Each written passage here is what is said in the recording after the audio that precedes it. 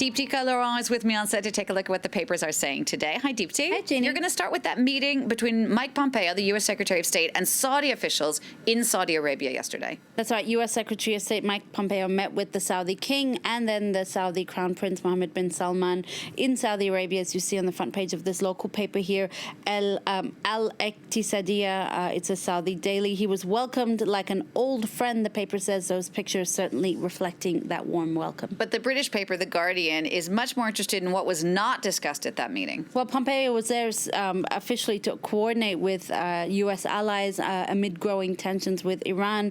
But according to a Pompeo advisor, the topic of the murdered journalist Jamal Khashoggi didn't come up during the conversation with the Saudi Crown Prince. Trump, too, in his recent interviews, has been deflecting any questions about Khashoggi's fate, a sign that he's trying to ensure we no longer talk about the subject. That's what The Guardian says, despite a UN report showing that Saudi Arabia's investigation was conducted, quote, in such bad faith it amounts to an act of obstruction. And that kind of anger over the death of Jamal Khashoggi is the topic of the Washington Post's editorial today, which accuses Trump of not really caring about the fact that Saudi Arabia murdered a journalist. He warned of severe consequences at the time for those responsible, but now has become a, quote, steadfast champion of the royal court. Staying with the Washington Post now, it also reveals that an ex-spy chief for the Venezuelan leader Nicolas Maduro has arrived in the U.S. Capitol. That spy chief is General Manuel Ricardo Christopher Figuera. He was, to everyone's surprise, he joined Juan Guaido's uprising on April the 30th. After that failed, he fled to Colombia, where he's been in hiding until Monday when he arrived in Washington, armed, I quote, with allegations about Maduro's government, the illicit gold deals, the Hezbollah cells working in Venezuela, the extent of the Cuban influence inside Maduro's Miraflores palace. He's really running his mouth about what he knows and what he's seen in Venezuela. His cooperation is all the more astonishing because of his position of proximity and seniority within the Maduro ranks. He also ran, for instance, the feared CBIN, that was the Venezuelan intelligence police.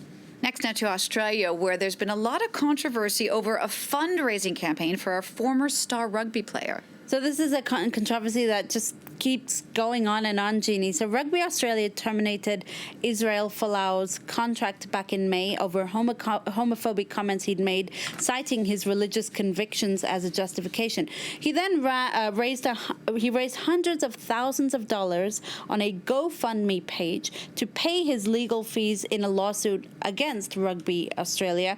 The crowdfunding website then shut down his campaign, sparking accusations from conservatives that it is stifling freedom of speech and freedom of religion. The Daily Telegraph, the Australian rather, reporting that GoFundMe allowed, other people like a young man to raise $500,000 to buy a Ferrari. It also allowed a transgender Australian nurse to have vocal feminization surgery, but it won't allow Israel Folau to express his religious beliefs. The Daily Telegraph says God fund me in a play on words headline there, because actually what's happened now is that a Christian lobby group has stepped in and raised over $500,000 in just a few days in Israel Folau's favor. It would be nice if we could raise that much money for charity or some other cause. Certainly. All right, now to the United States, where there's been an extraordinary ruling at the Supreme Court in favor of a streetwear brand. So Eric Brunetti, he launched his skatewear brand, FUCT, back in 1990. It actually stands for Friends You Can't Trust.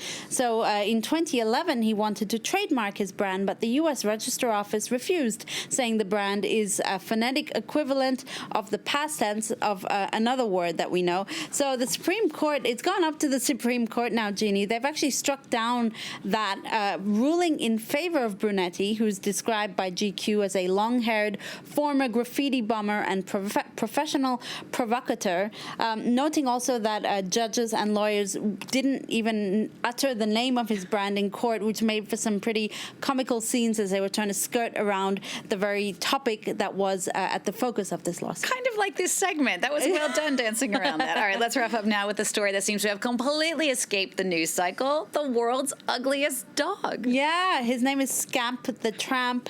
He's a dreadlocked, scruffy, unkempt canine who who's actually not pretty ugly. cute. He's very cute. He's been named the world's ugliest dog anyway. He was named for his owner's late grandmother.